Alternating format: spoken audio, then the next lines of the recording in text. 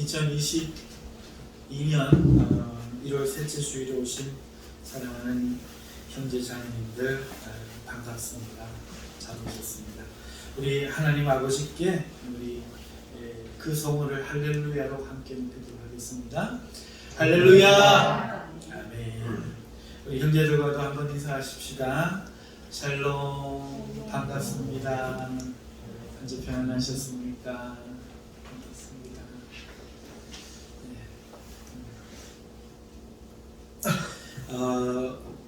큰 변화는 아닌데 작은 변화가 있습니다. 엘리야가 본 작은 구름같이 그저 작은 변화의 시작인데요. 미국 대학의 한 연구진에서 자신들이 개발한 이 백신 생산에 대한 모든 기술과 함께 그 지식을 한국에 그리고 한국 기업에 무료로 이전하겠다고 발표했습니다. 전 세계 이 팬데믹에 대해서 돈을 벌려고 하는 것이 아니라 이바지하려고 하는 것입니다. 이 백신은 화이자 등의 이 mRNA 방식이 아닌 단백질 조합 방식인데요. 그동안의 백신에서 볼 수 있었던 안전성이 검증된 우수한 방식입니다. 이 대단히 기쁜 소식이기도 하고요. 또 한 가지 기쁜 소식은요. 그 법원이 정부의 이 방역 정책에 대해서 합법적인 가치 판단을 내렸다는 겁니다. 백신 팩스와 관련된 정책이 인권을 침해하는 것으로 헌법적 판단을 내렸습니다. 그래서 권력에 손을 들어주는 것이 아니라 헌법을 수호했다는 이 사실에 참으로 감사와 기쁨을 느끼지 않을 수 없습니다. 이 손바닥만한 작은 구름이 오늘 이 시대와 우리 한국 교회를 살리는 하나님의 역사이기를 기대하며 소망해 봅니다. 우리 함께 이 나라를 위해서 늘 기도해 주시면 고맙겠습니다. 이제 기도하고 우리 말씀을 증거하도록 하겠습니다. 언제나 역사의 주인이시며 통치자이신 우리 하나님 감사합니다. 세상이 아무리 악할지라도 하나님의 주권에서 벗어날 수 없음을 고백합니다. 오직 우리가 믿음으로 살아야 할 힘을 다시 한번 우리가 고백합니다. 거룩하신 아버지여, 오늘 자녀로 삼아주신 우리가 주일을 맞아 예배하러 아버지께 왔사오니 우리의 찬양 가운데 거하여 주시고 우리의 기도에 귀 기울여 주시고 예수님의 이름으로 믿음으로 드리는 우리의 이 예배를 받아 주시옵소서. 고개 숙인 모든 성도가 하나님의 은혜에 들어가게 하시고 오직 주의 이름이 우리 심령 가운데 거룩하여지며 높아지는 시간 되게 하옵소서. 우리를 구원하시고 우리의 유일한 소망이신 예수님의 이름으로 기도하옵나이다. 아멘. 지난 주일과 같이 오늘 주일도 두 번째 신년 특별 새벽 기도 외에 주신 말씀을 전하고자 합니다. 첫 주에 그 말씀은요, 준비하라 하는 제목으로 묶을 수 있었어요. 두 번째 주는 점검하라는 이 주제에 예속이 될 수 있어서 점검하라는 제목을 붙였습니다. 무엇을 점검하는가? 네 가지입니다. 첫째는 영적 현실 인식에 대한 점검이고, 둘째는 우리 신앙의 기초에 대한 점검이며, 셋째는 주신 명령에 대한 점검이고, 넷째는 성령으로 행하는 것에 대한 점검의 말씀입니다. 오늘 이 두 주간의 말씀을 우리 성도님들이 믿음으로 받아 붙드시고 또 기도하고 힘쓰시어 올 한 해 승리하는 능력의 말씀이 되시길 바라며 하나님과 이전보다 더 친밀하며 가까워지는 신앙의 터닝 포인트의 말씀이 되시기를 주님의 이름으로 소망하며 축복합니다. 먼저 첫 번째로 우리가 점검할 것은 영적 현실에 대한 자기 인식을 점검하라 하는 것입니다. 우리의 살아갈 2022년 영적 현실을 어떻게 생각하고 있는지 하는 자기의 인식을 점검해야 한다 하는 말씀입니다. 여러분, 새해 준비를 우리가 마쳤어요. 정말 신년 특별 새벽기도를 통해서 고단하고 피곤했지만 2주간 먼 길을 오면서 준비했습니다. 자, 그리고 또 말씀을 들으면서 비록 새벽기도는 오지 못했지만 이 말씀을 받고 우리가 2022년은 하나님과 더 친밀하게 살겠다 각오를 다졌습니다. 2022년이 그러면 우리의 앞에 어떻게 펼쳐질까 하는 것입니다. 어떻게 예상하십니까? 쉬울까요? 어려울까요? 만일 여러분들 중에는 2022년은 좀 다를 것이다, 과거와 다를 것이다 라고 희망적으로 생각하시는 분들이 있을 겁니다. 그러면서 아마도 좀 더 2022년은 승리하는 한 해가 더 은혜로 쉽게 가는 한 해가 될 것이다 이렇게 생각하시는 분도 있을 터인데, 만일 그렇다면 이유가 뭘까요? 제가 한번 맞춰볼까요? 여러분들 그 마음속에 틀림없이 하나님이 돌보시고 나를 지키시리라는 믿음이 있을 겁니다.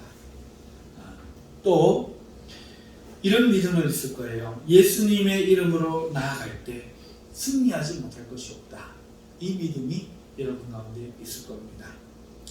또 빌립보서 4장 13절에 바울이 한 고백, 내게 능력 주시는 자 안에서 내가 모든 것을 할 수 있느니라 하는 이 고백을 믿어 의심치 않기 때문일 것입니다. 이런 것들을 볼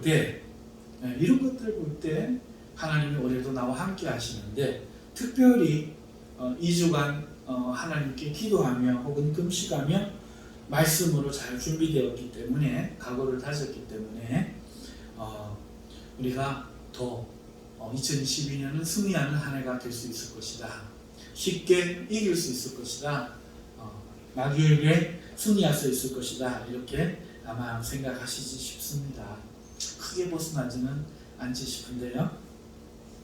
그런데 여러분, 그렇게 생각하셨다면 오늘 내 믿음을, 허물어진 믿음의 성벽을 다시 세우고 내 믿음의 가정을 다시 세울 것에 희망적으로 생각하셨다면 저는 그것이 틀렸다 이렇게 말씀을 드리고 싶습니다.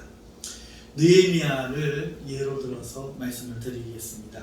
느헤미야는요, 바벨론 시대의 제국의 아닥사스다 왕 때 아닥사스다 왕의 술 맡은 관원장이 되어서 수산성에 살았던 사람입니다. 왕이 목숨을 맡길 정도의 중요한 직책에 신뢰를 받은 사람이니만큼 그 삶이 보장되었겠지요. 그런데요, 그에게 한 소식이 들렸습니다. 예루살렘 성벽이 허물어진 채 아직도 보수되지 못하고 있다는 소식이었습니다. 이 이야기를 듣자 자신과는 어쩌면 상관없을 이 이야기가 그의 가슴을 파고들었습니다. 견딜 수가 없었습니다. 잠을 잘 수가 없었습니다. 그는 그 길로 울기 시작했고 기도하기 시작했습니다. 이렇게 기도했습니다. 나와 내 아비의 집이 범죄하여 이렇게 되었다. 하나님이여, 불쌍히 여겨주옵소서.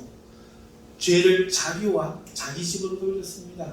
그리고 하나님께 기도하기 시작한 것이죠. 하루는 왕께 나아가서 근심 어린 표정으로 왕 옆에 있는 술을 따라 드립니다. 여러분, 이것은 목숨을 걸만한 일입니다. 목숨을 책임질 수 있는 음식을, 술을 따라주는 자가 근심하면 살해의 위협을 왕은 느낄 수 있는데, 이 고국의 문제로 근심하고 있었으니 이 얼마나 위험한 일입니까? 하지만 그는 그것을 숨기지 않았습니다. 왕이 묻자 그가 가난합니다. 내 조국이 이런데 내가 견딜 수 없습니다. 고국으로 돌아가 성벽을 재건하게 하여 주십시오. 기적과 같은 일이 벌어졌어요. 왕의 허락으로 고국에 돌아가 성벽 재건을 할 수 있게 된 것입니다. 그런데요, 이런 성결하고 위대하고 숭고한 헌신을 한 그 느헤미야 앞에는요, 쉬운 여정이 펼쳐지지 않았습니다. 호론 사람 산발락과 암몬 사람 도비아가 기다리고 있었던 것입니다. 그리고 그를 대적하기 시작했습니다. 이스라엘을 부흥케 하려고 하는 사람이 왔다 하는 이야기를 듣고 이것에 붕괴한 사람들이 들고 일어난 것입니다.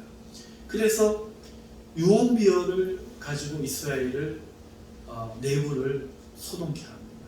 느헤미야에 대한 그릇된 소식으로 분열을 시키고 이간질시키고, 그리고 중요한 요직에 있던 사람들을 유혹하고 자기 손에 집어넣고, 그리고 죽여버리겠다는 암살 시도와 소식을 흘리고, 그렇게 해서 이스라엘 백성들은요, 외적인 이 도발 때문에 흔들리게 되었습니다.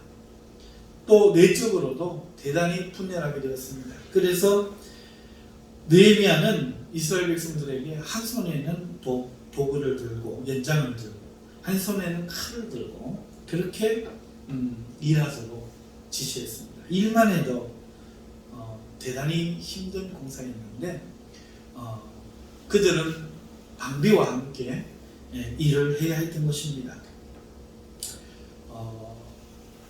그리고 이 일을 끝까지 해냅니다. 그 대적이 끝까지 그렇게 했는데 나중에는 다른 사람들을 불러일으켜서 전쟁을 일으키는데도 불구하고 느헤미야는 흔들리지 않고 이 일을 백성들과 함께 마무리를 지었죠. 여러분, 그래서 그들의 이름 하나하나가 그 성벽에 다 새겨졌어요. 성문에 다 새겨졌어요. 그런데 그 과정이 어떻게 된 것일까? 여러분에게 묻고 싶습니다. 은혜로 그냥 된 것일까? 아니면 오롯이 그들 모두가 그 수고를 다 감당해냈을까 하는 거예요. 정답은 여러분 아시듯이 오직 그들의 몫이었습니다.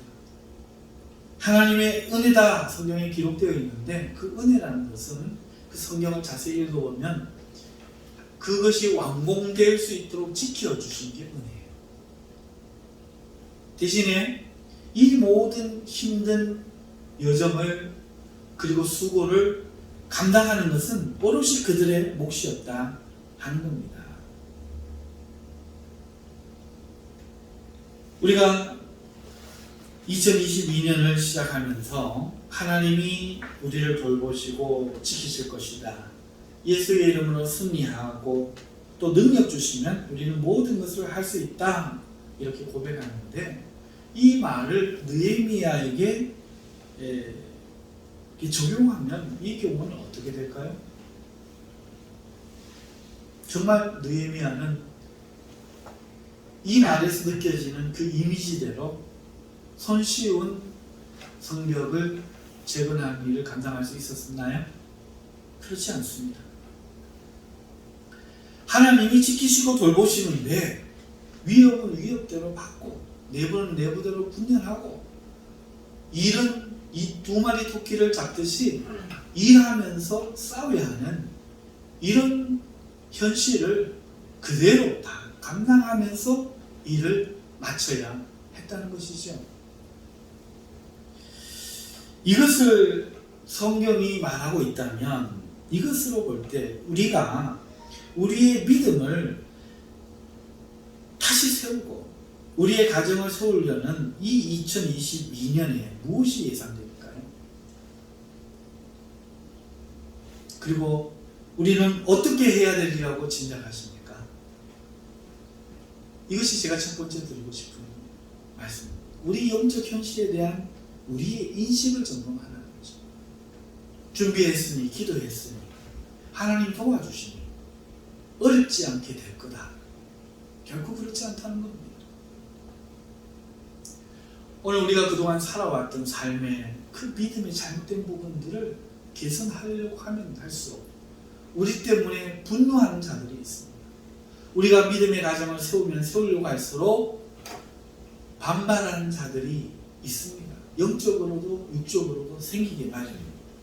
우리는 그것을 감당해내고 이 일을 해야 한다는 것입니다. 각오를 새롭게 해야 됩니다. 그러므로 희망적으로 2022년을 시작하려고 하시는 여러분이 있다면 마음을 바꾸십시오. 강한 마음을 가지십시오. 사내의 대장부가 되십시오. 용기를 내십시오. 무른 마음으로 시작하지 마십시오. 죽을 각오로 하면 하나님이 지켜주시는데 이루어 주시는데 나도 끝까지 싸워야 된다. 각오하실 수 있기를 주님의 축원합니다. 두 번째 우리가 점검해야 되는 것은 신앙의 기초인 복음을 점검하는 것입니다. 우리의 신앙의 기초는 복음입니다.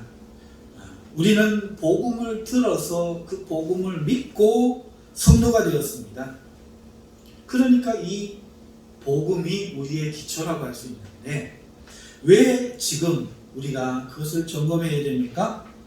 복음이 죄인을 구원하시는 하나님의 능력이 되기 때문이 첫 번째입니다. 오늘 우리의 직분, 목사나 장로라는 직분이 우리를 구원하지 못합니다. 우리를 구원하는 것은 오직 복음입니다. 아멘. 이것이 하나님의 능력입니다.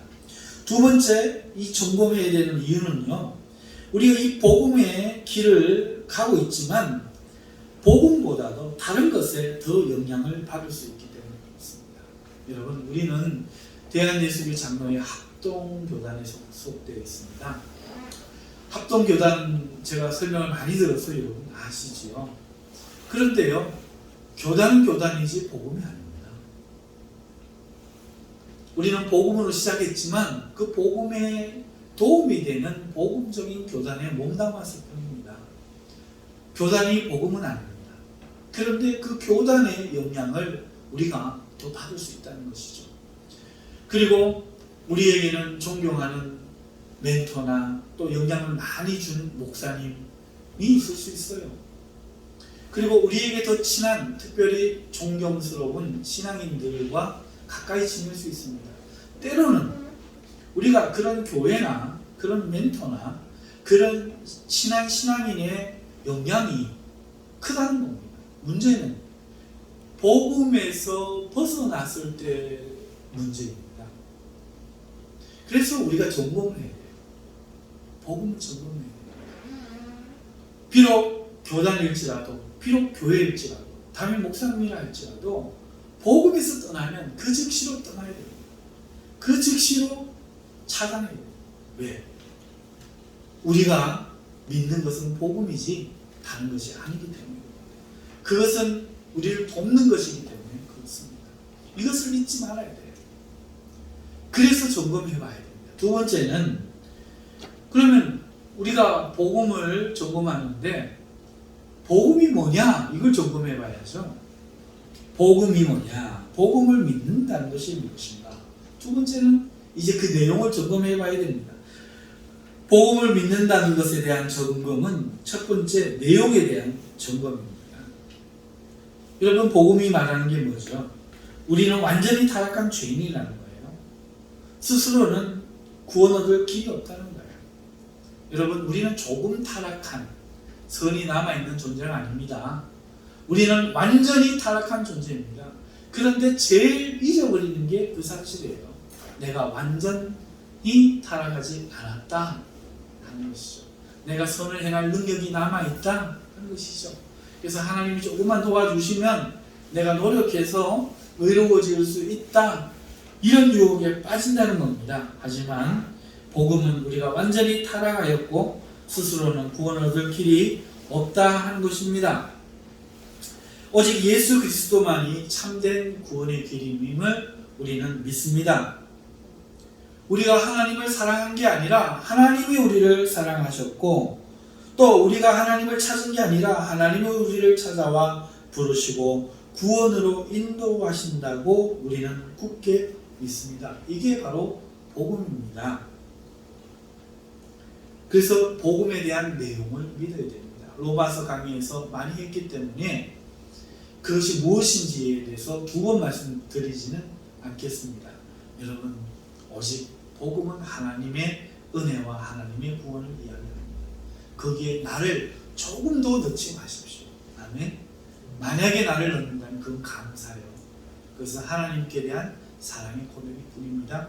구원과 관련돼서 아무것도, 의와 관련되어서 아무것도 넣지 마시고 내 자신에 관해서 아무것도 넣지 마십시오. 내가 무언가를 하나님께 할 수 있었다면 하나님의 은혜입니다. 자, 이것이 복음의 내용을 믿는다는 겁니다. 늘 점검해 가셔야 됩니다. 혹시나 주위의 선동으로 나도 모르게 인간적인 또 어떤 그런 것을 하고 있는지 항상 점검하시고, 그런 노력을 하고 있는 자기를 기뻐하며 또 자기의 어떤 그걸 높이고 있는지 늘 점검해 보시기 바랍니다. 그리고 복음을 믿는다는 것은 두 번째로 복음에 대한 믿음을 갖는 겁니다. 복음에 대한 내용을 바르게 아는 것과는 다릅니다. 복음에 대한 믿음을 갖는 겁니다. 유월절 비유에 관해서 비유를 제가 들려드렸는데요.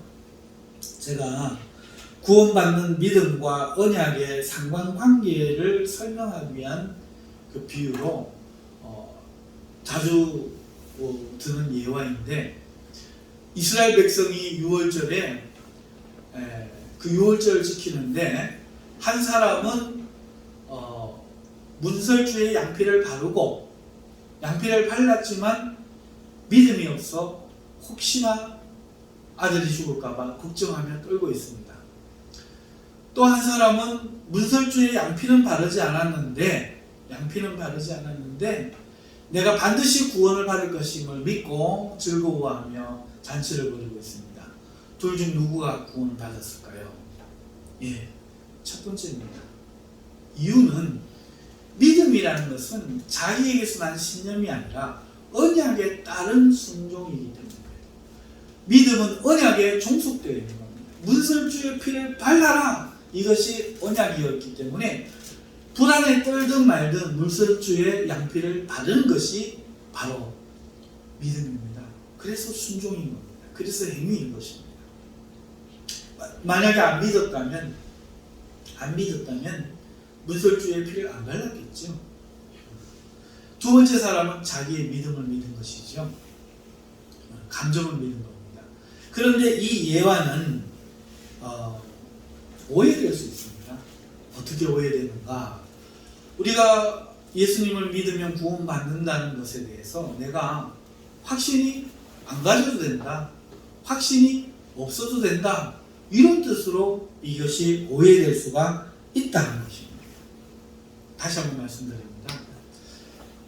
유월절은 그랬지만 두 번째 주신 새 언약은 언약의 내용이 뭡니까? 하나님의 아들이신 예수 그리스도를 믿으면 구원을 받는다는 것이죠. 그렇죠. 예수님을 믿으면 내가 구원을 받습니다 라고 내가 믿어야 되는 겁니다. 나도 구원을 받습니다 라고 믿어야 되는 겁니다. 예수님이 구원의 길임을 믿는데 내가 구원받을지는 모르겠다. 이것은 마치 귀신이 하나님 한 분인 줄 알고 벌벌 떠는 것과 같습니다. 그 믿음이 그 사람을 구원하지 못합니다.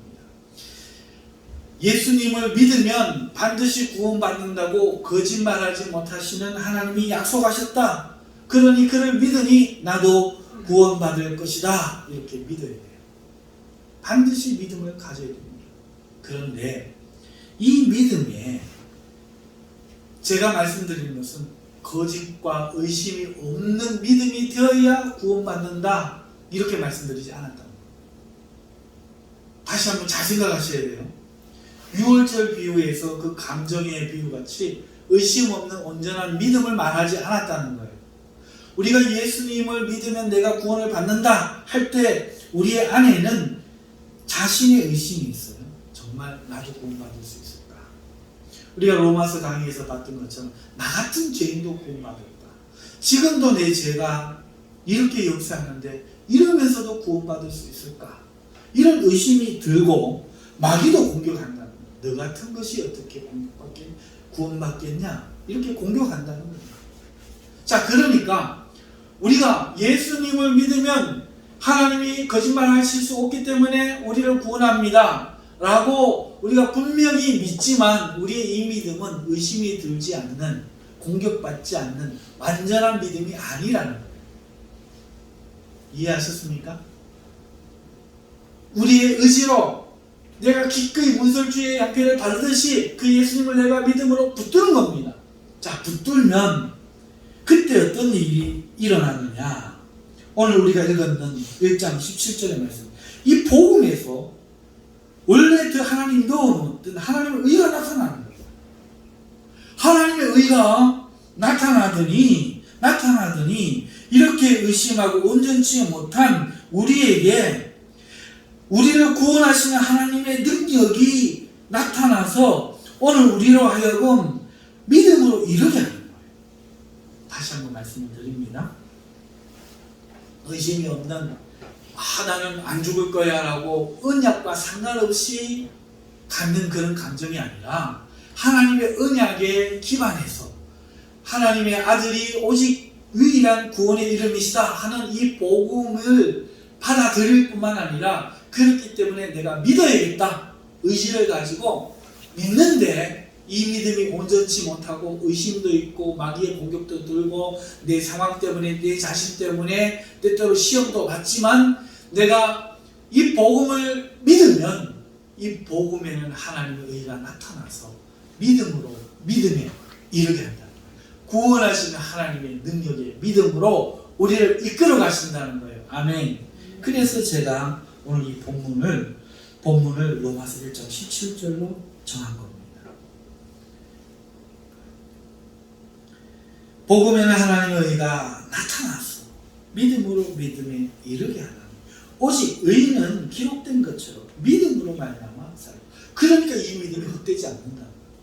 오늘 내가 의심이 들지라도 마귀가 공격을 할지라도 내 자신이 구원받을 수 있을까 싶을지라도 그런 의심 따위는 개야죠. 그랬어요. 오직 하나님이 구원하신다 하셨다. 그 아들을 믿으면 구원해 주신다 하셨다. 이 믿음만 딱 붙들라는 겁니다. 그러면은 복음에서 의가 나타나서 예수 그리스도의 그 의가 우리를 깨끗게 하시고 덮어주시고 더입혀주셔서 의로운 자리로 내가 죄인임에도 불구하고 나를 먼저 사랑하시고 구원하시는 하나님을 믿는 믿음 가운데로 우리를 인도하신다는 겁니다. 아멘. 이것을 점검하신다. 복음을 믿는다는 것에는 이렇게 복음을 믿는 행위도 포함됩니다. 세 번째, 복음을 믿는다는 것은요. 자, 이렇게 예수님을 믿었지만 이제 이 믿음의 주인이신 예수님이 보이기 시작하잖아요. 아이고, 난 구원만 얻었으니까 된다. 이럴 사람이 누가 있겠습니까? 나를 구원하신 저가 누군가 안 쳐다보겠습니까?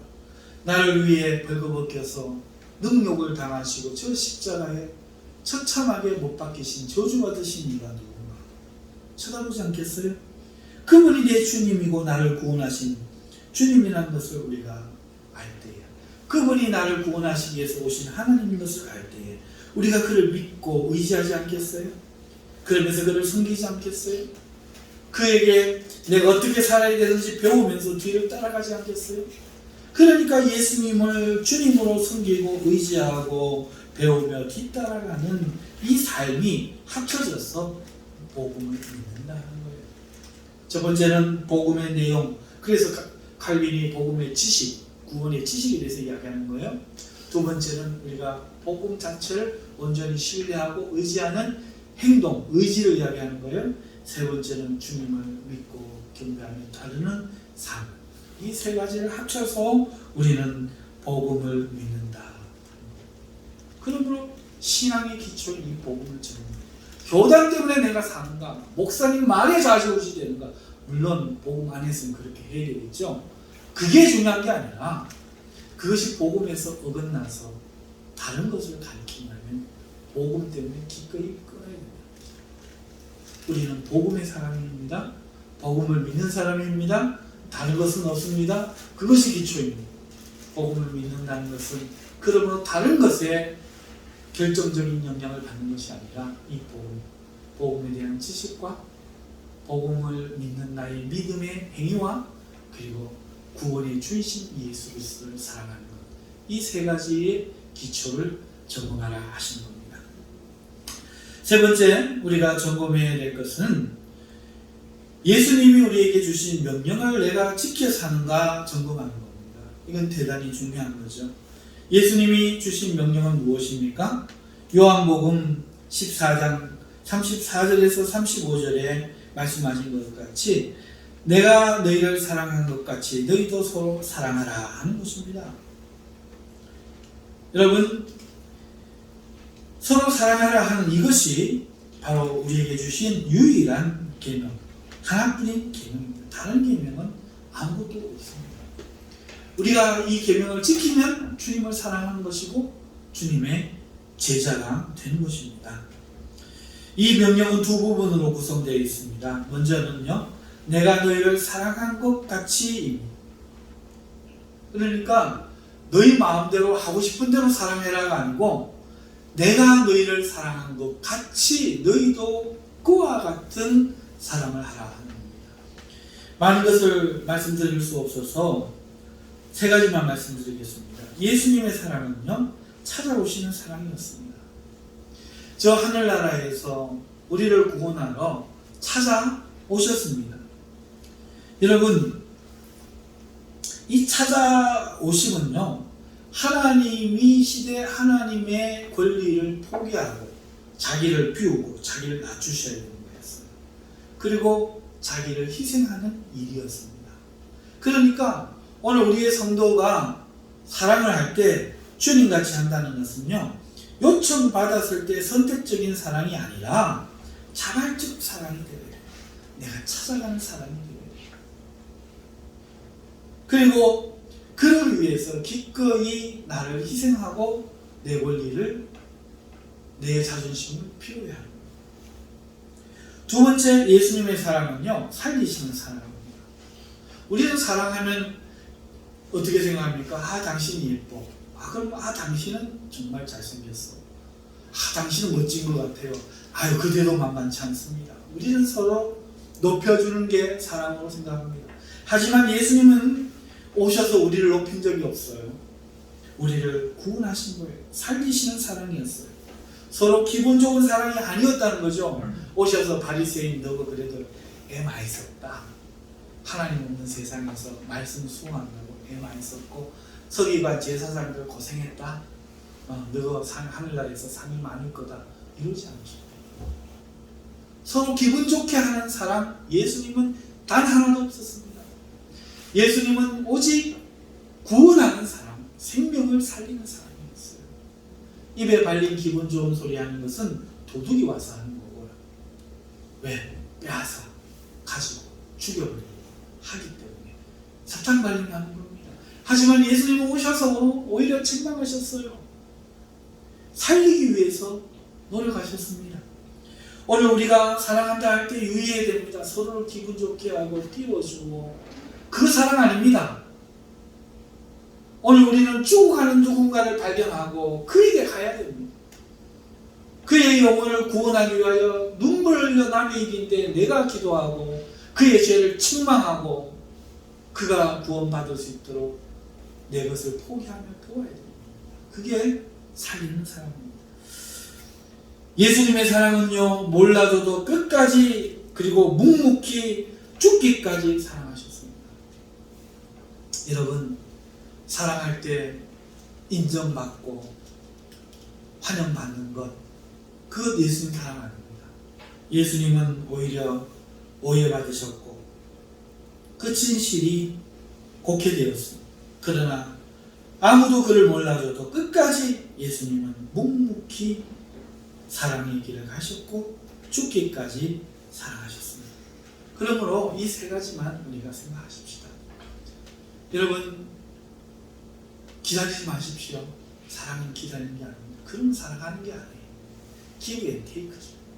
찾아가십시오. 찾아가는데도 자존심 다 피워야 겨우 찾아가지. 그렇게 사랑하는데도 오히려 오해받고 몰라주고 그럴 겁니다. 여러분, 살리는 사랑을 하시고 끝까지 사랑하시기 바랍니다. 자, 이것이 첫 번째 부분이고, 두 번째 부분은 너희도 서로 사랑하라 하는 것입니다. 이것이 두 번째 부분입니다. 여러분, 여기서 너희도라는 말은요, 영역을 제한해 주는 거예요. 범주를 주는 거죠. 우리가 세상을 사랑하면 안 됩니다. 세상에 있는 사람을 사랑하지 마십시오. 너희도, 여기서 너희는 제자입니다. 하나님을 믿는 사람끼리, 제자끼리 사랑하는 겁니다. 영역이 분명히 정해져 있습니다. 하나님의 세계관은 분명합니다. 네 아비도 부모에게도 공경하지 못하는 사람이 하나님 공경한다, 하나님 안 믿으신다 하셨잖아요. 사도 바울도 과부가 있는데 그 과부를 돌볼 친척이 있거든. 그 친척으로 먼저 돌는 게 하나님 거잖아요. 영역이 주어지는 거예요. 우리는 누구를 예수님처럼 사랑하냐?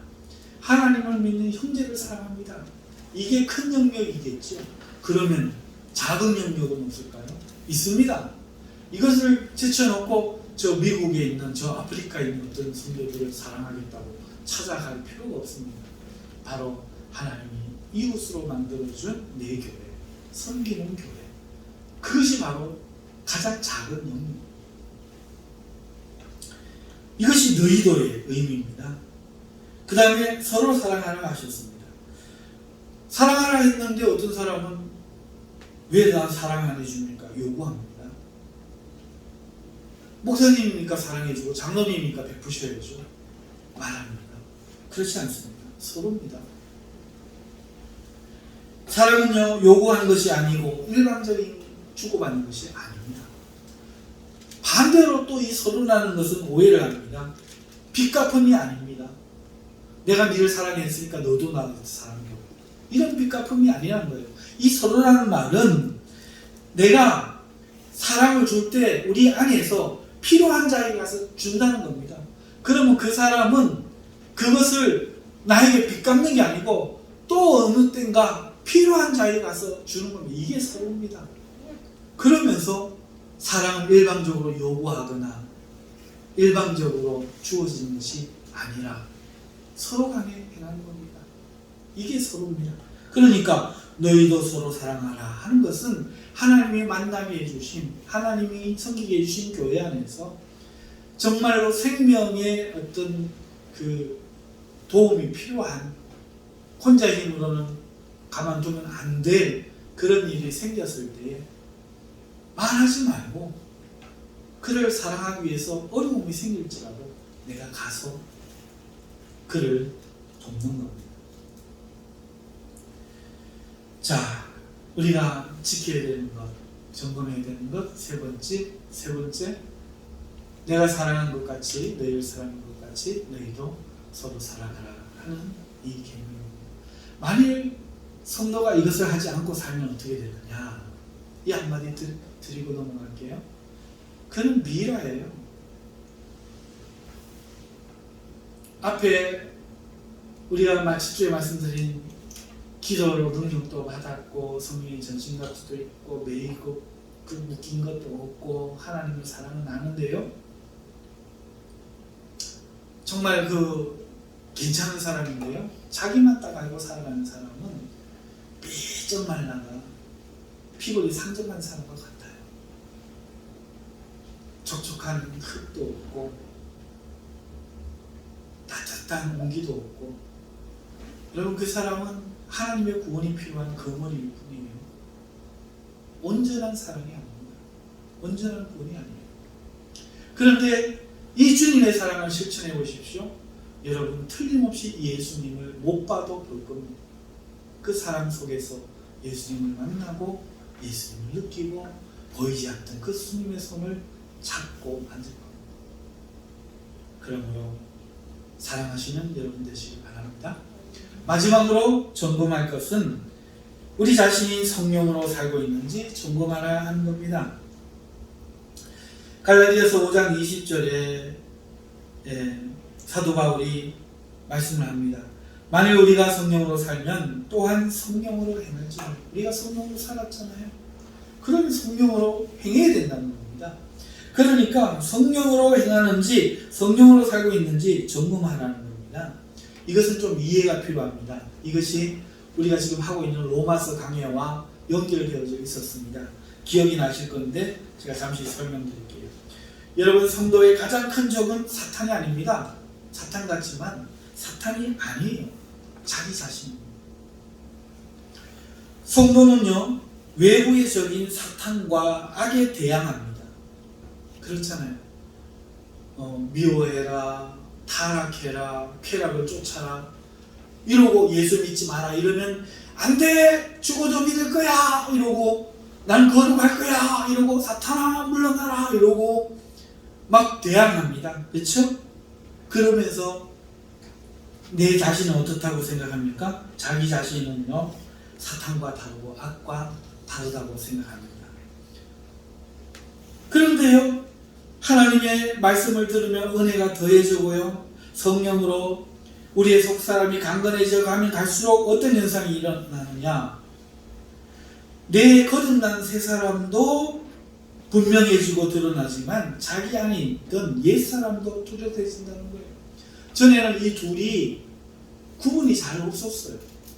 그래서 이런 자기 모습을 발견하면 외부의 모습으로 생각했는데, 내 안에 거룩한 성령의 사람이 영이 새로워지니까 내 안에 있는 그 옛사람이 너무도 명확하게 드러났는데, 무서운 것은 그 옛사람의 모습이 사탄과 닮아도 너무 다릅니다. 거의 쌍둥이라는, 사탄과 판박이라는. 나는 하나님을 사랑하는데 내가 그동안 감춰두고 아니야 부정했던 내 모습이 드러나는데 보니까 음란하고 분노하며 거짓말죄로 시기하며 간사하며 하나님을 정말 경외하지 않아. 이런 그 모습이 드러나는데 가만히 냉정하게 생각해보니 딱 마귀더라는 거죠.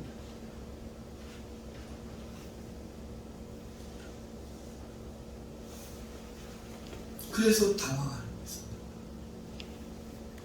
타락한 모든 사람은 타락한 마귀와 같은 속성에서 태어나기 때문에 그래요. 우리가 에덴 동산에서 죽었잖아요. 우리는 타락했잖아요. 그런데 그런 타락한 우리는 그 속성이 타락에 있기 때문에 마귀와 완전히 똑같은 거예요. 은혜만 제거해버리면 딱 마귀인 거예요. 바울도 에베소서 5장 8절에 너희가 전에는 어둠이더니 이렇게 말했고, 예수님도 요한복음 8장 44절에 너희는 너희 아비 마귀에게서 났으니 라고 말하신 거예요. 여러분, 모든 성도는 이렇게 마귀에게서 났고 어둠인 상태에서 태어났다가 니고데모에게 예수님이 일러준 것처럼 신비하게 어느 때에 인지는 알지 못하지만 바람이 임의로 불매 어디서 왔다 어디로 가는지 알지 못하는 것처럼 복음을 듣는 그 어떤 때인지 그 전인지 알 수 없지만 신비하게 거듭나는 거예요. 자기의 능력이 아니고 하나님의 성령의 역사를 해주고, 옥중에서부터 하나님이 부르시고 태중에서부터 부르시고 하나님의 것을 만드시는데 그 사람에게 복음이 들려질 때에 믿어지는 겁니다. 할렐루야. 그러니까 성도는요, 이런 상태에서 거듭난 새 영을 가진 사람이에요. 문제는요, 이 옛사람이 죽지 않고 육체와 함께 남아있다는 겁니다. 그게 우리가 봤던 로마서 강의 아닙니까? 오히려 이 옛사람은요 강합니다. 이 새 사람은요 약해요. 선을 행하기 원하는 바람은 있는데 행할 능력은 없어. 오히려 육체의 옛사람은 마귀와 같은 이거는요 사로잡아오는 거야. 죄를 짓는 자리로 사로잡아오고 하나님을 부인하는 자리로 사로잡아오는 겁니다. 얼마나 그게 힘들었으면 바울 자신도 오라 통제라 오 통제라, 누가 이 사망의 몸에서 나를 건져내랴. 이게 현실이라는 거예요. 지금 제가 드리는 이유는 왜 우리가 성령으로 행하는지를 점검해야 되는 그것이 이야기하는 거예요. 다시 말해서 이 세 사람은요, 빛 좋은 개나리처럼 선을 행할 능력이 하나도 없고 육체의 옛사람을 못 이겨. 이 세 사람이 육체의 옛사람을 이기고 마귀를 이길 수 있는 유일한 길은 성령을 따라 순종할 때입니다. 성령의 도움을 받을 때입니다. 아멘. 그러므로 내가 성령으로 행하는지 점검해야 됩니다. 내가 아는 지식으로, 믿음의 지식으로 하려고 했다가 큰 코 다칩니다. 내가 의지로 하려고 했다가 큰 코 다칩니다. 내가 할 수 있다고 믿었다가 100번 넘어집니다. 조용히 하십시오. 말하지 마십시오. 움직이지 마십시오. 하던 것을 멈추고 침묵하십시오. 그리고 하나님 앞에 앉으십시오. 그리고 성령님을 부르십시오. 지금 나에게 부는 바람이 성령의 바람인지 육의 바람인지 물으십시오. 내 마음이 지금 어디에서 났는지 물으십시오. 영적인 분별력을 달라고 요청하십시오. 하나님 어떻게 해야 합니까? 지도해 주십시오 하고 지도를 구하십시오. 성령의 음성을 인내하며 참고 기다리고 구하십시오. 그것이 필요해요. 믿음으로 기도하면 하나님은 반드시 대답해 주시고 성령은 그 믿음의 기도에 반드시 응답하십니다. 문제는 우리가 그러지 않는다.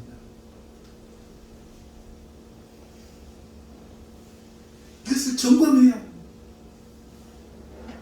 오늘 내가 감정 때문에 이런 결정을 하는지, 자존심 때문에 이런 결정을 하는지, 오늘 내가 육체의 어떤 쾌락을 위해 이런 결정을 하는지, 무엇 때문인지 점검해야 돼요. 마귀를 만만하게 보고 육체의 옛 법을 만만하게 보고 싸우면 백전백패하고, 오직 성령께 쥐어질 때, 오직 성령의 도움을 받아 나아갈 때에 우리는 승리합니다. 다른 힘은 없습니다. 그것을 말하는 자들의 말을 믿지 마십시오. 우리에게는 아무 능력이 없습니다. 능력 주시는 자 안에서만 능력이 있습니다. 성령께 순종할 때만 이길 수 있고 성령이 깨닫게 해주실 때만 바르게 분별할 수 있습니다. 그러므로 멈춰야 돼요. 침묵해야 돼요. 물어야 돼요. 구해야 돼요. 말씀을 맺습니다. 지난 2주간 특별 새벽 기도의 말씀을 우리가 들었습니다. 하나님과의 관계에 나쁜 영향을 주는 것을 우리가 떠나 하나님보다 더 사랑하는 것을 기꺼이 버리며 성령의 전신갑주를 입고 기도로 능력을 받으며 그리스도의 의로 나의 이 고질적인 인간의 수치를 가리고 영적 현실의 다른 이해로 대비하고 싸우며 복음의 기초를 다시 세우고 사랑하는 명령을 수행하며 성령의 인도하심을 받으라는 말씀이었습니다. 아멘입니까? 자, 지금부터 이 말씀대로 사시기를 바라는 분은 아멘 하시기 바랍니다. 아멘. 이 말씀에 아멘 하신 분들은 조심하세요. 이 말씀에 아멘 하신 분들은 조심하세요. 아멘 안 하신 분들 중에 이런 생각 들지 않습니까? 말씀은 맞는데요, 목사님. 은혜는 되네요. 예수님 믿는 것 하지만 참 어렵네요. 참 힘드네요. 나는 지식도 없고 지혜도 부족하고 이렇게 복잡한 거 감당 안 되는 단순한 사람이에요. 나는 어떻게 해야죠? 나는 신앙에 열심을 내기에 솔직히 게을러요.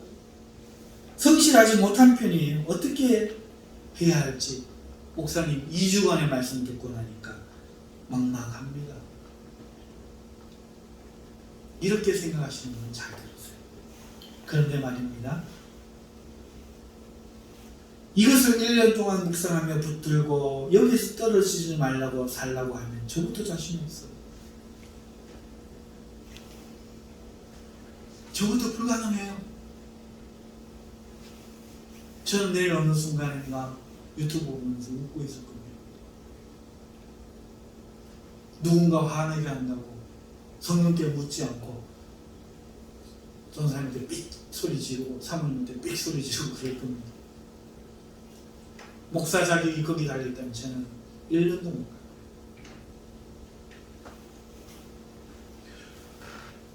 그러면 왜 설교하셨습니까? 2주씩이나 물으실 거예요. 정답은 이겁니다. 부자 청년이 구원받는 것이 얼마나 힘든 일인지 예수님이 말씀하신 것 혹시 기억나나요? 당시에는요, 그 시대에는 율법을 잘 지키면 부자가 되고 율법을 못 지키면 병들고 가난해진다고 생각했습니다. 그리고 그것은 또 사실이기도 했습니다. 그런데 율법을 잘 지켜 부자인 사람이 천국에 들어가기가 낙타가 바늘귀로 들어가는 것만큼 어렵다라고 예수님이 말하니, 그러면 도대체 율법을 못 지킨 다른 사람들은 천국에 어떻게 들어가겠습니까? 오늘 이 말씀에 아멘 하는 자들도 못 들어가는데 내 같은 자는 어떻게 천국에 들어갑니까? 어떻게 은혜 속에 들어가겠습니까? 비슷하지 않아요? 그런데 예수님이 뭐라고 합니까? 하나님은 하실 수 있는, 사람은 할 수 없지만 하나님은 합니다. 2주간 제가 드린 말씀, 그리고 오늘 이렇게 말씀을 드린 이유도 마찬가지입니다. 육신으로 그것을 할 수 있는 사람은 우리 가운데 아무도 없습니다.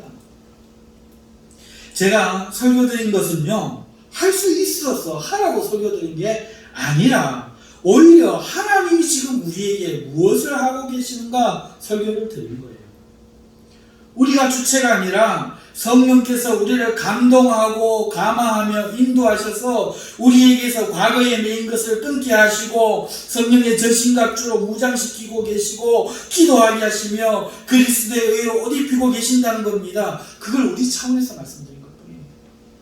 성령님은 우리에게 그렇게 준비시킬 뿐만 아니라 우리로 하여금 현실을 바로 보도록 점검시키시고 복음을 바로 알도록 가르치고 계시며 사랑하도록 날마다 격려하시며 성령님께 주의하도록 인도함을 받도록 요구하고 계시고 인도하고 계십니다. 그것을 우리 차원에서 능동적으로 말씀드린 겁니다.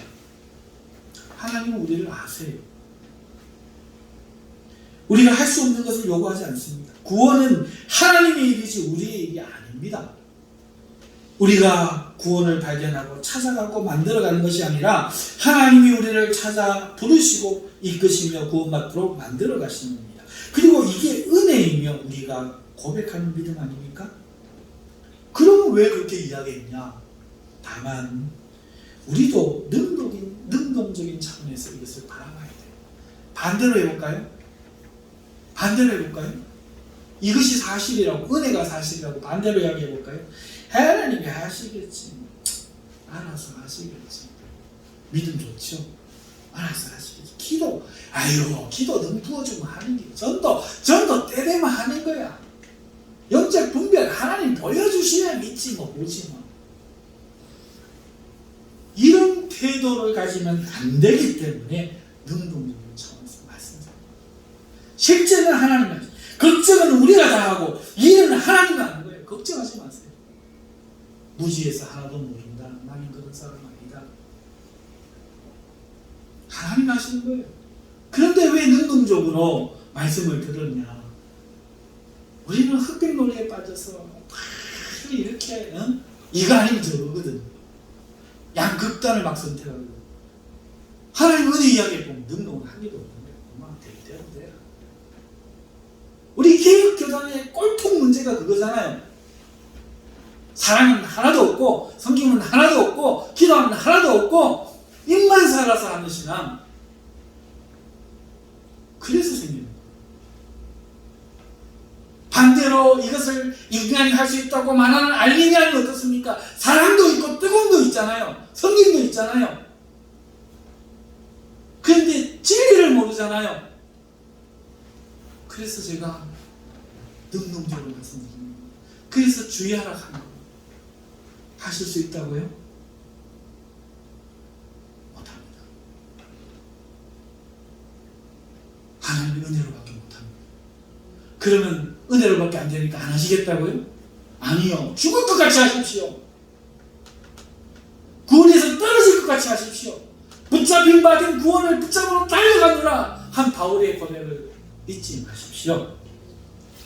대신에 걱정하지 마세요. 이것이 첫 번째예요. 우리가 못한 걸 왜 말했느냐. 첫 번째예요. 두 번째는 이렇게 말씀드리는 이유는요. 하나님은 독특한 습관이 있어요. 자기의 일을 하실 때 미리 말씀하셔요. 한 번도 선지자를 통해서 말씀 안 하고 하신 적이 없어요. 그러니까 다시 말하면 이 올해 주시는 이 말씀은요. 하나님이 우리 교회에 올해 성도들이 이런 일을 하시겠다 예고하시는 거예요. 예언의 성격이 있는 겁니다. 아멘. 이거 모르고 또 오늘 막 장사 잘 되게 해주실 기다. 네 시작은 미약했으나 나중은 창대하리라. 이런 거 가지고 생각하지 마시고 올해 하나님이 영적으로 내게 이런 일을 해주시구나. 아멘. 이 예언의 성격이 있는 겁니다. 우리 다 함께 기도하겠습니다. 하나님